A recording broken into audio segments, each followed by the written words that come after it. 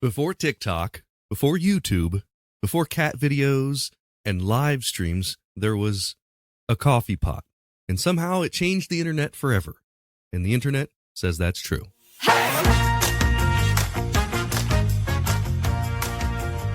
Welcome back to The Internet Says It's True, where every week we learn something that sounds made up but is really true, part of the WCBE podcast experience. My name is Michael Kent. Welcome back. This is episode 260. 260 weeks we've been doing this show.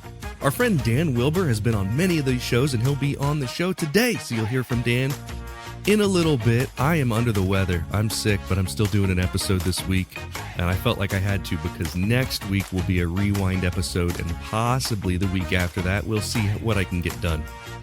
But very busy schedule, as I told you last week. It's crazy, which is great. But October and November, just nuts this year. Book sales are going well. People seem to be digging the book. Here's a review from Amazon. Quote, great read, interesting, concise, and entertaining stories, each with a link to the podcast where they are featured. Great gift idea for the trivia lover in your life. That review from Jim. Thank you so much for that, Jim. I really appreciate you. If you haven't gotten your copy yet, there's a link in the show notes to pick that up. Or, of course, just search for it at your favorite book retailer. It's called The Internet Says It's True, Stories That Sound Made Up But Aren't. And it collects more than 50 of the stories that we've told here, puts them into a bathroom reader type format. It's a fantastic gift for the holidays coming up. So here's my suggestion. Buy one for everyone you know, and boom, holiday shopping is easy this year. So this week's story takes us back to when I was in the 6th grade, the year that the U.S. launched Operation Desert Storm. It was also the year that the Soviet Union collapsed. In 1991, a lot of things happened around the world, and one of those things was something that seemed relatively unimportant at the time. The world's first webcam was born. It's the early 1990s. The internet exists, but most people don't realize how it's going to change everything. If you were online in 1991, your connection probably came through a dial-up modem, a little box that would screech and clack at your phone line before finally connecting you to a world of text-based web pages.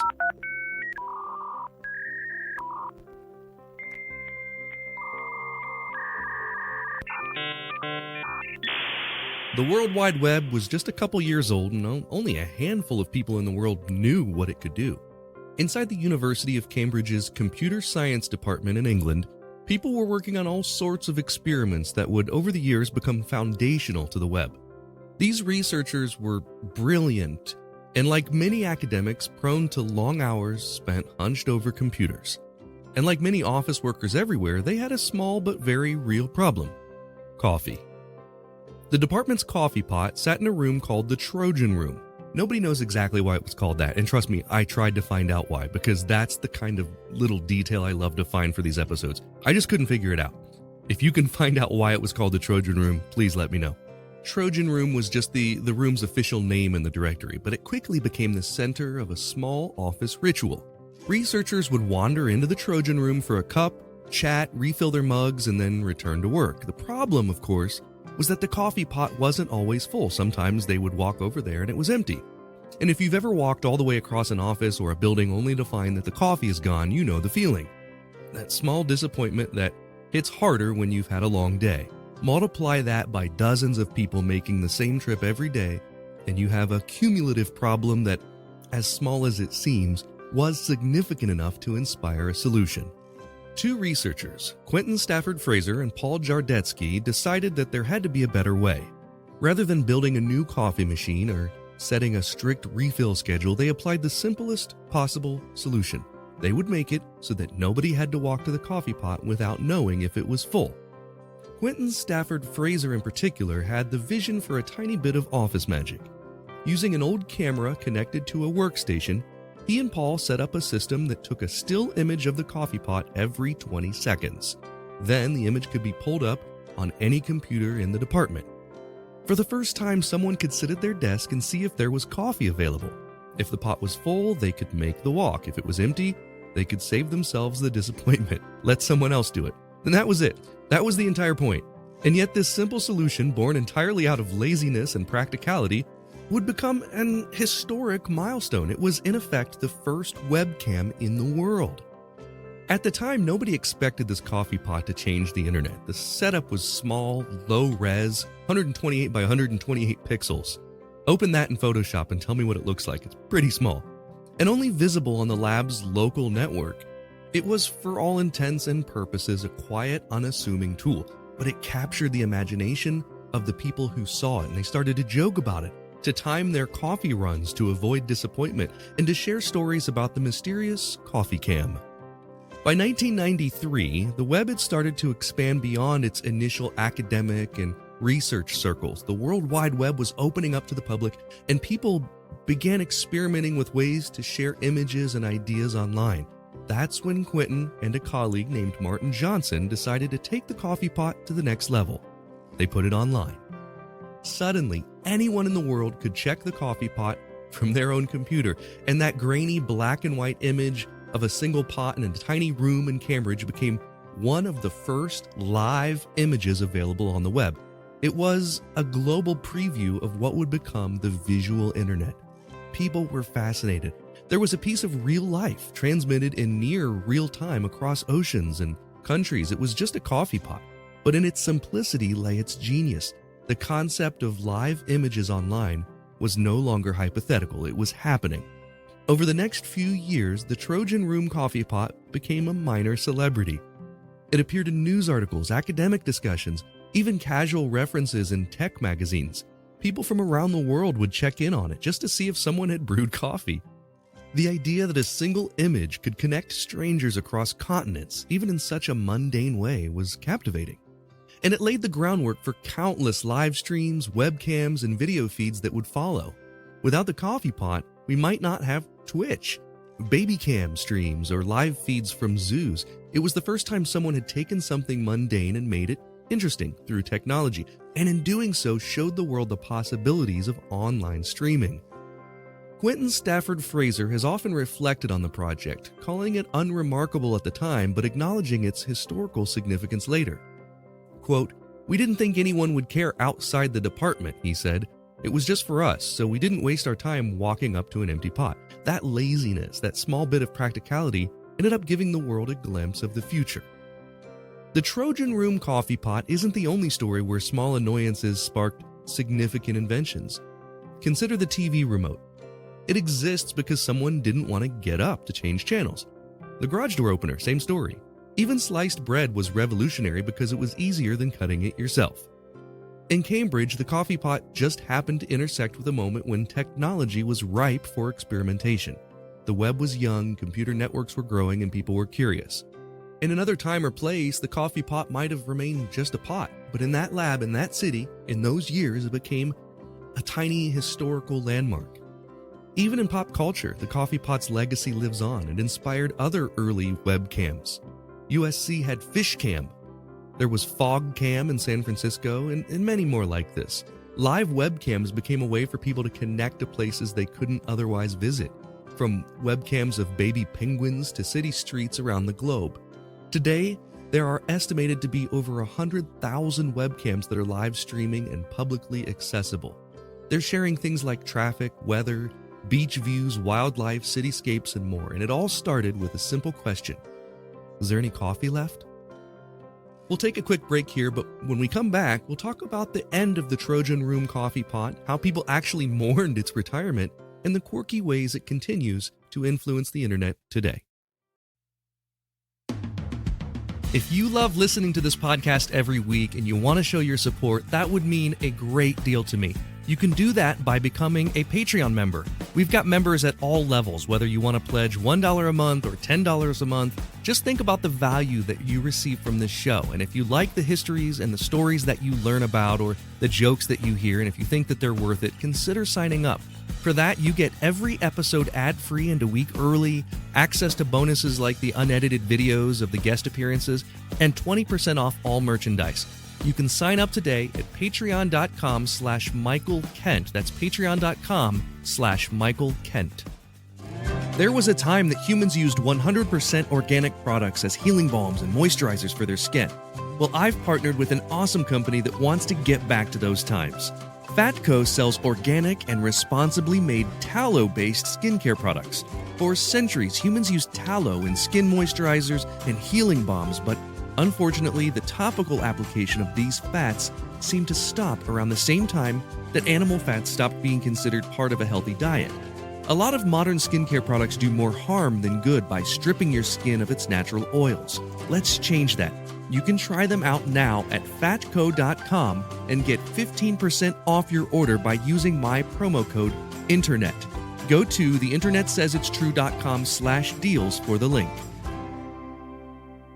I'm John DeSando, host of Back Talk. This podcast is an extension of the long-running, award-winning movie review show, It's Movie Time. Back Talk features additional content and banter with guests about new movies. If you want more insight and information about what's playing now in theaters and online, find Back Talk at the WCBE Podcast Experience on WCBE.org. You'll be happy you did. We're living through the most dynamic time in human history, and what we do as leaders matter. We are the ones that create the leverage to shift directions of our companies, our nonprofits, and our communities. As a leader or an emerging leader, please join me for a dynamic conversation with top thought leaders, academics, and executives to learn more about how to elevate your leadership. I'm Maureen Metcalf. Join us at the WCBE Podcast Experience at WCBE.org. Hey, I'm Cliff Baumgardner. And I'm Harrison Stewart. If you're like us, you probably grew up watching the Discovery Channel classic, Mythbusters. From rocket cars to chicken cannons, Mythbusters proved there's no question too big, too small, or too ridiculous to put to the test. Now we're going back to rewatch the show from episode 1, and we want you to follow along. Join us as we revisit every single myth, moment, experiment, and explosion from throughout the show's legendary 14 seasons. Subscribe now so you don't miss one. What if your kid could open a box and step into another century? With History Unboxed, they can. Each month, a new time-traveling adventure arrives at your doorstep, packed with hands-on projects, stories, recipes, and learning has never been more fun. No screens, no boring textbooks, just immersive, age-appropriate fun that makes history stick. Whether they're mummifying an apple like an Egyptian, or crafting medieval armor, or exploring the music of the Harlem Renaissance, they're not just learning about history, they're living it. Used by families, homeschoolers, and educators across the country, History Unboxed makes the past come alive with every box. I think it's amazing that I'm personally in my 40s and I'm still learning history every week. I wasn't interested in history as a kid, and I think that's because I didn't have something that made it fun. Things have changed since then. History Unboxed makes learning history engaging, fun, and hands-on in the comfort of your own home. So if your child loves to ask why and what was it like, this is the perfect way to fuel that curiosity. Ready to time travel? Sign up today by clicking the deals link in the show notes. The Trojan Room coffee pot ran until 2001. By then, it had been broadcasting for nearly a decade. For those 10 years, it remained largely unchanged. The images were tiny, grainy, and black and white, but the system worked. People checked it daily, and it became an office fixture, a tiny piece of continuity in a fast-changing world. When the department moved to a new building, the coffee pot was left behind. That's when the world noticed its absence. News outlets reported the retirement of the coffee pot as though it were the end of an era. There was even an obituary published in The Guardian. A coffee pot, it seemed, had more fans than most people expected. Eventually, it was sold at auction to a German magazine called Der Spiegel, where it became a museum piece of sorts after fetching a price of just over $4,000. The coffee pot itself never brewed another cup, but its legacy lived on, reminding people of the origins of live streaming and online webcams. It's easy to underestimate the impact of something so simple. In retrospect, the coffee pot demonstrates how innovation often begins in unexpected places. It shows how curiosity, convenience, and a little bit of laziness can converge to create something that ends up shaping our world. And today, when you join a video call or you watch a live stream, check your baby monitor remotely, you can trace a direct line back to that grainy image of a coffee pot in a room called the Trojan Room, and the internet says it's true.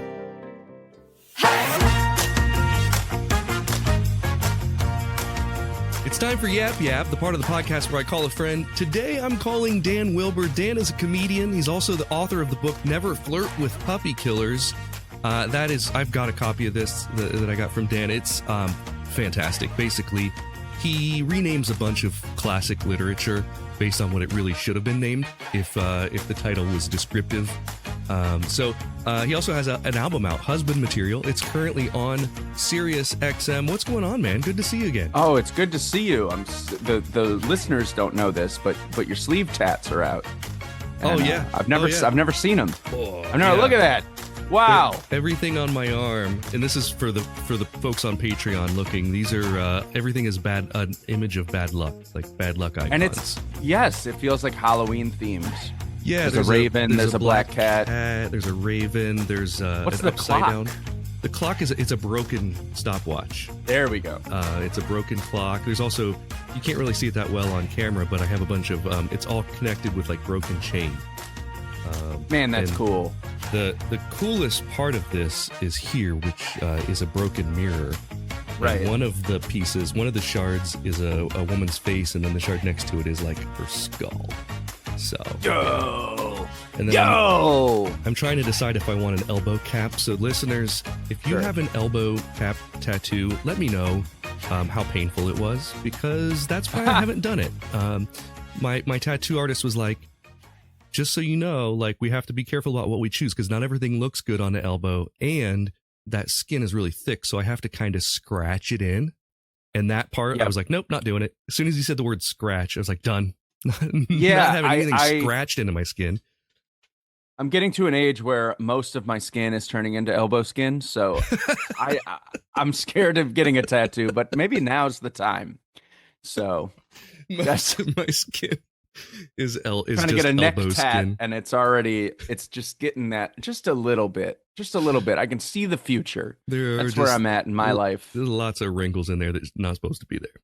Right. Well, I read a lot, and that's I'll just tell people that everybody else has tech neck from staring at a phone, and I'm like, well, I was reading Goosebumps as a child, so I already looked like an old man with a big crease in his neck. I never got into any of like the literature that when we were kids that was popular, other than the one exception was Choose Your Own Adventure.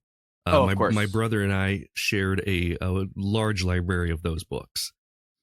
And Well, I was really into go ahead, sorry. I was just going to say I have a copy of my favorite one, the only one that I can remember, which was like The Attack of the Green Slime. That was my favorite Choose Your Own Adventure book. Yeah, I had the Yeti. I think that's the classic one. Yeah, I remember. I had one where there was a guy on Mars, and you just flip to a page and you like fall out the air vent, and I was like so scared of it. But I read a lot of Daniel Pinkwater. And the only reason I'm bringing that up is he wrote some books that now when you look back, you're like, well, that's kind of offensive. But he was a big fat guy. He is still alive, I believe. And he wrote a book called Fat Men from Outer Space, which is about a kid who gets a cavity, and he gets it filled in at the dentist, and it starts picking up radio signals from space. And it's just a bunch of fat guys coming to eat the world. And you think about it, you're like, well, that's just us. It's just these billionaires, these fat cats. But they were like these Dadaist fat guys coming and eating the world. And later I met him, and because he was a Bard grad. And he told me that Chevy Chase didn't have the imagination of a bug. And it was just a really exceptional interaction that just a bunch of people wanted to know about Chevy Chase. And he was like, shut up. And that was so, that's just my message. Meet your heroes, guys. Yeah, meet your heroes. They'll tell you about your other heroes and how they were dicks. Pinkwater can't be the guy's real name, right? Pinkwater. I think it is.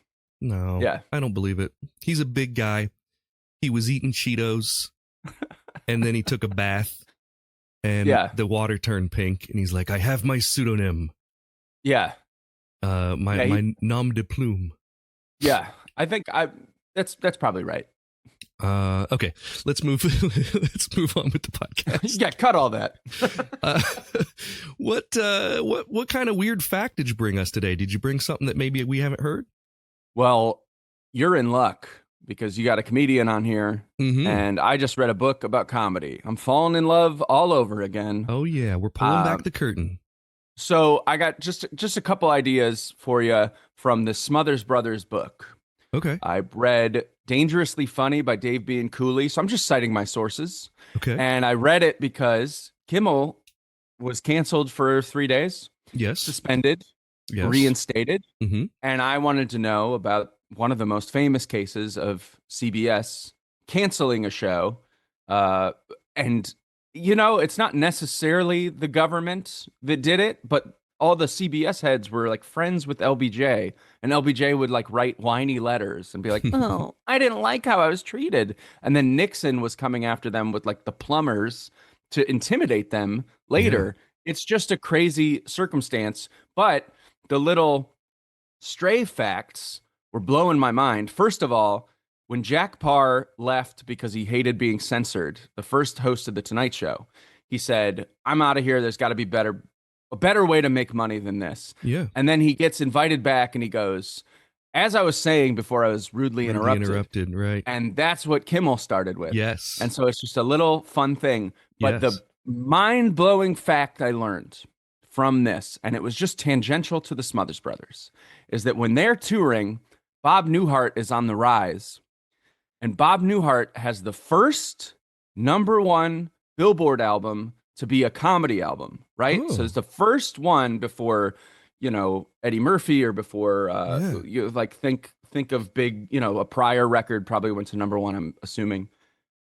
He had the first #1 record that was a comedy album. He recorded it the first time he was ever in front of a live audience doing the bits.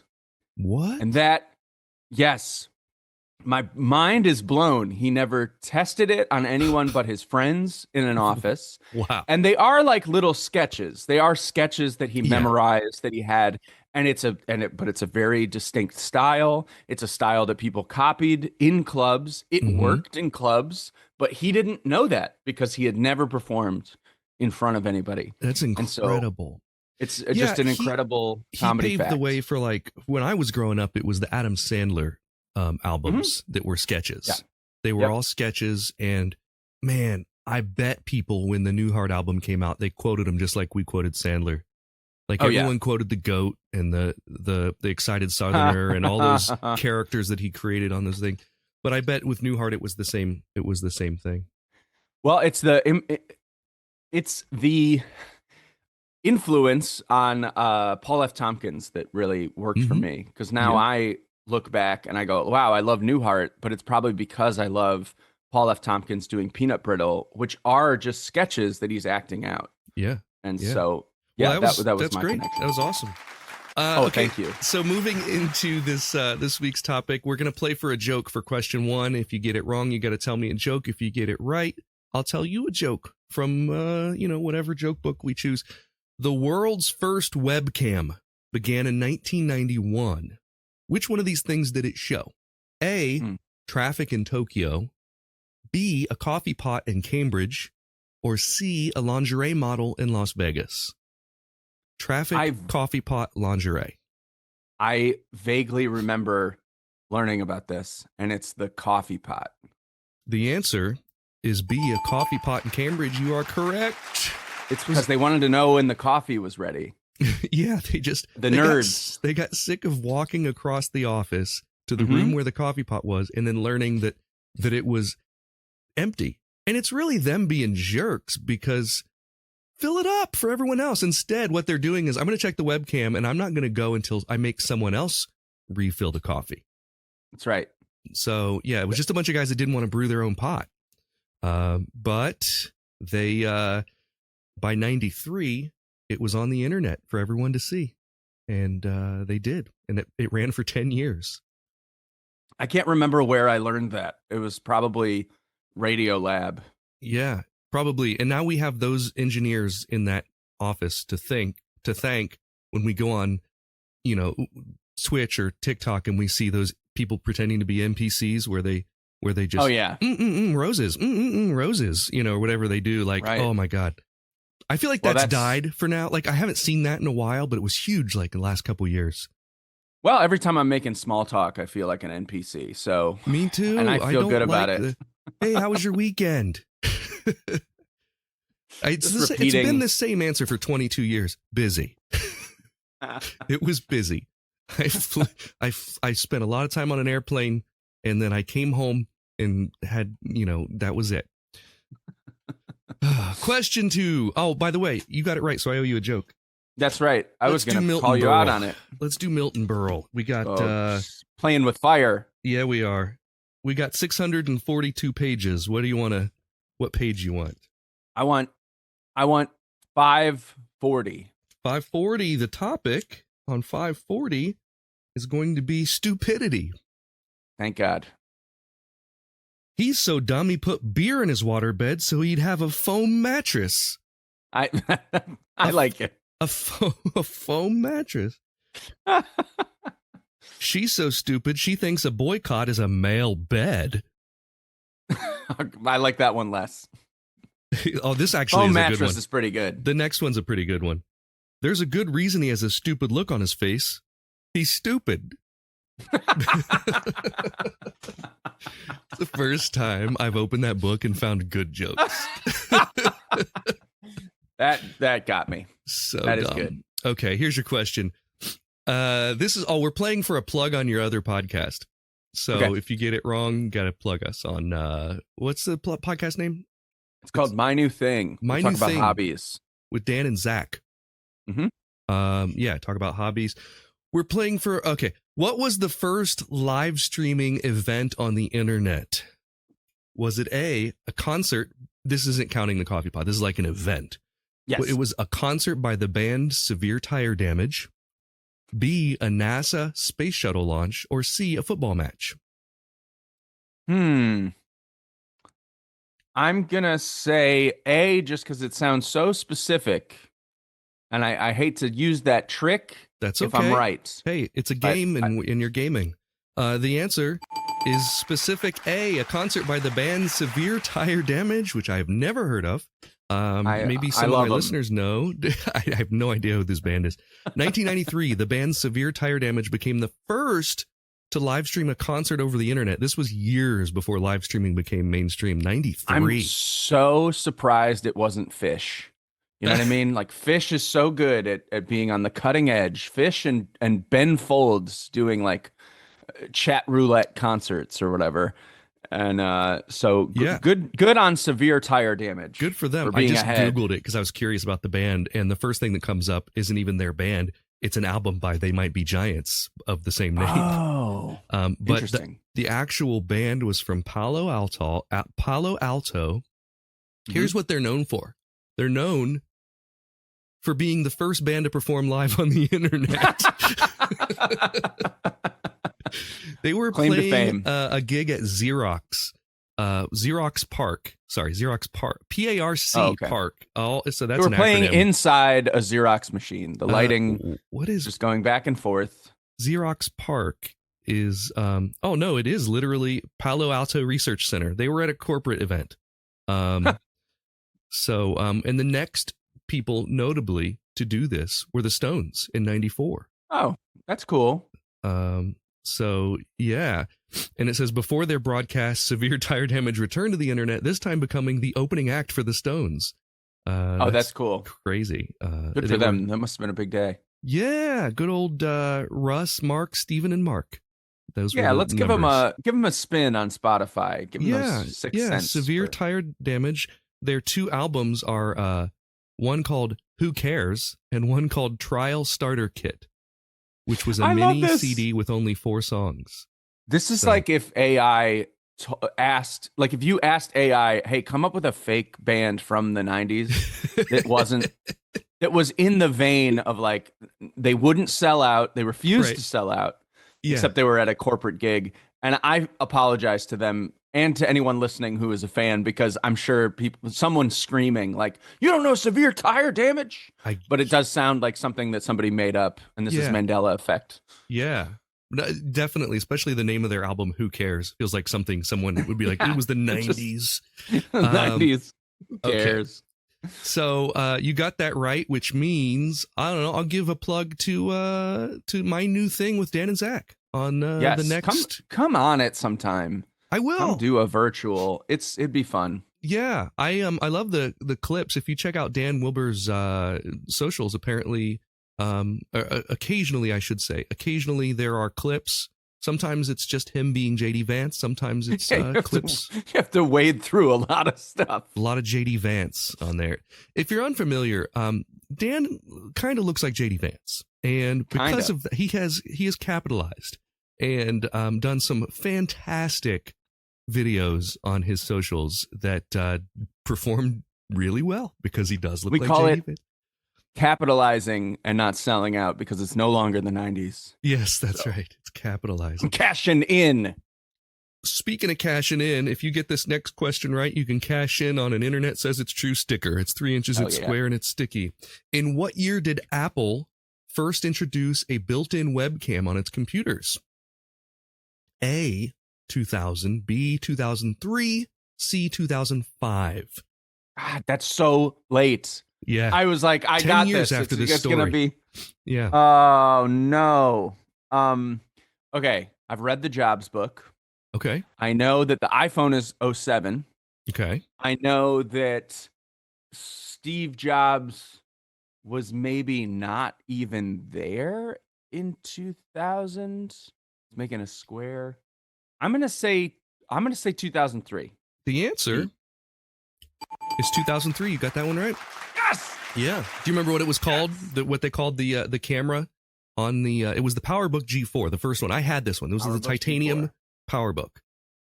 It was called. Did it have like a clever name, Yeah. or is it just oh? Well, it's an Apple. Clever for Apple. Clever for Apple. They called it. They called it. The thing from 2001: A Space Odyssey. They called it HAL. No. It's Apple. So they called it iSight. No. Yes, iSight. Ooh. The iSight camera, 2003. That was on the PowerBook G4, and then later integrated into all Mac computers. But I have, like, literally over there, the very first iSight camera on my titanium PowerBook G4, and which was an amazing computer at the time.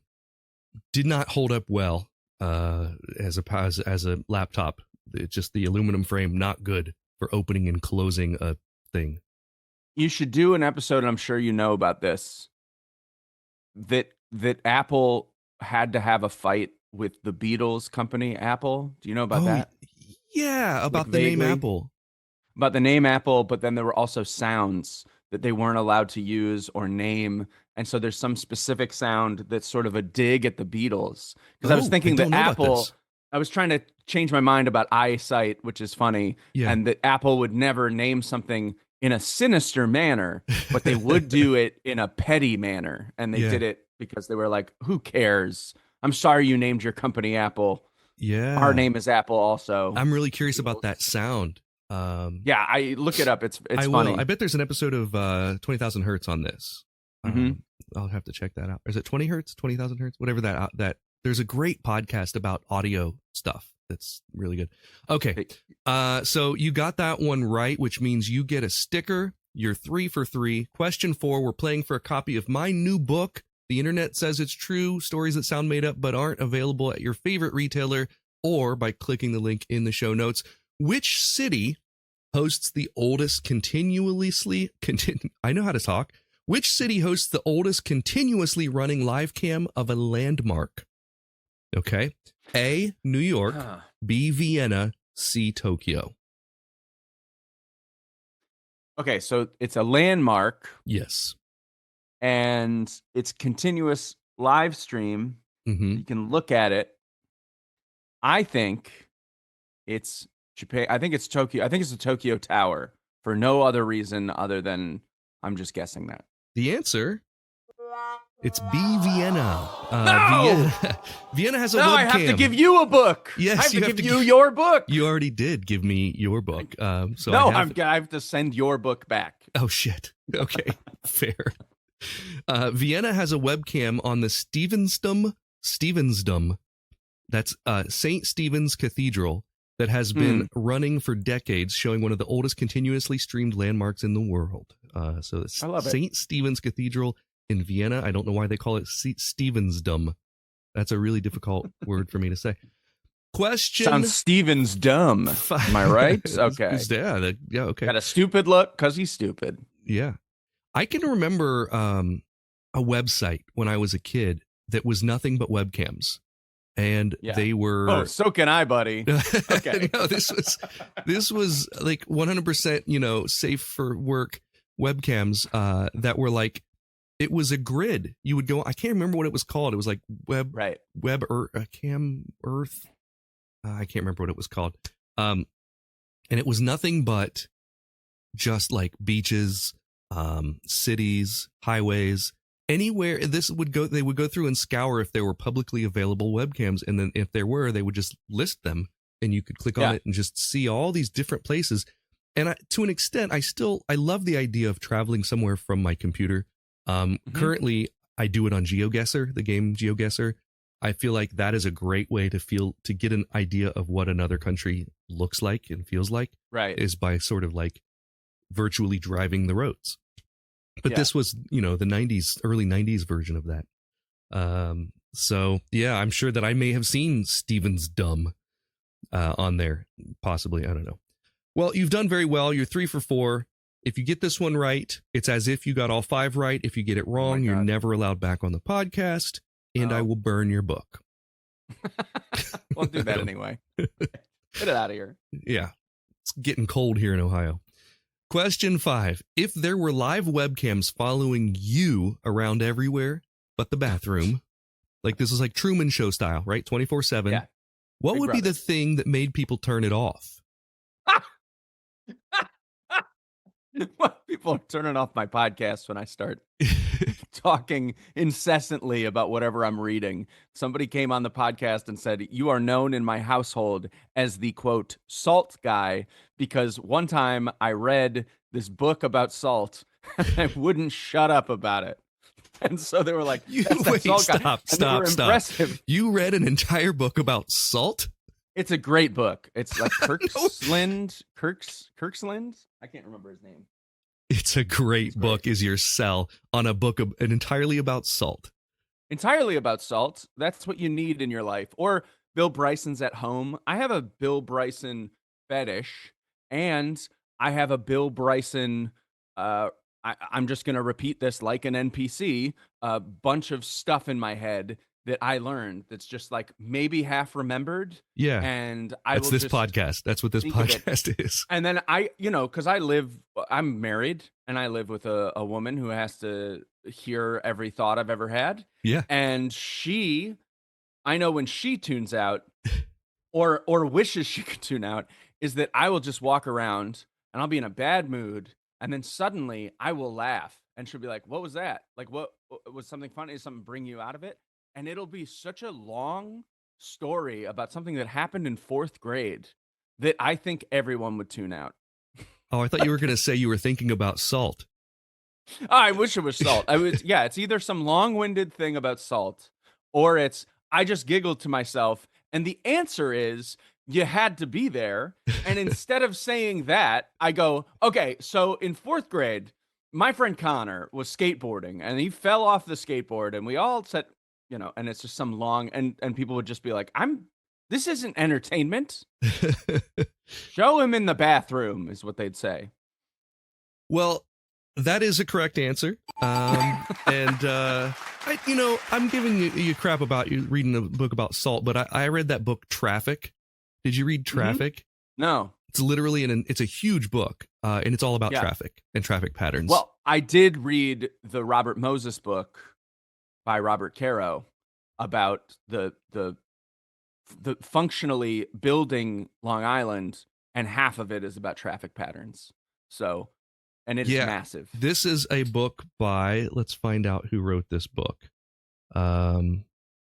It's called Traffic: Why We Drive the Way We Do, and it's by Tom Vanderbilt. Mm-hmm. And it is what changed my mind about zipper merging. Because it does go into detail about how the people that merge early on the highway think they're being polite by not zipping ahead of everyone else, but they're actually making the commute longer.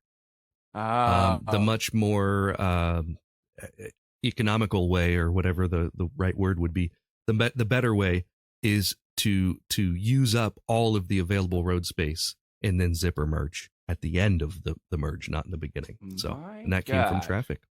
So, well, I have more respect for those people using the shoulder. That's not actually a lane. No, we're not talking about shoulder.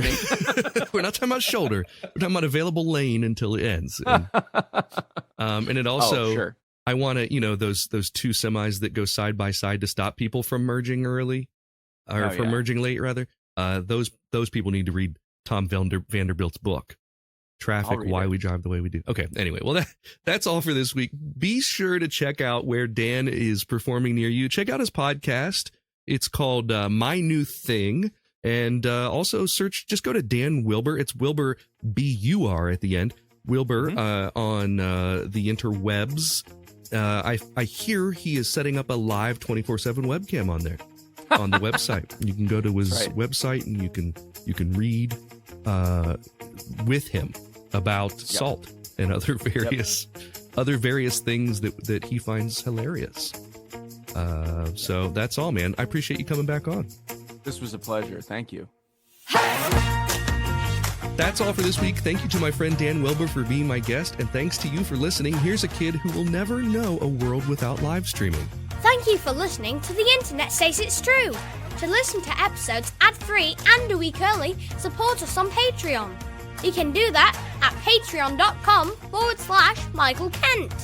If you learned something just now that you didn't already know, go to the Apple Podcast app and leave us a review with 5 stars and a few words. That helps us a ton, because that's how the algorithm works. I don't know what an algorithm is, but just do it. See you next week for a brand new episode of The Internet Says It's True! The Internet Says It's True would like to thank the Patreon subscribers whose monthly contributions help to make this show possible. Sean Brown, Joshua Endress, Dallas Ray, Bryce Swanson, Eugene Anderson, Jim and Joanne Martin, Mitch and Andrew Joseph Kemplin, and the show's official Emperor, Kick Track. The show is written and produced by me, Michael Kent. The theme song is by Finite Music Forge, and all audio clips in this episode are used for education and commentary and used under Fair Use Title 17 U.S.C. Section 107. You can listen to past episodes by searching for The Internet Says It's True wherever you get your podcasts, and you can see bonus content at patreon.com/Michael Kent.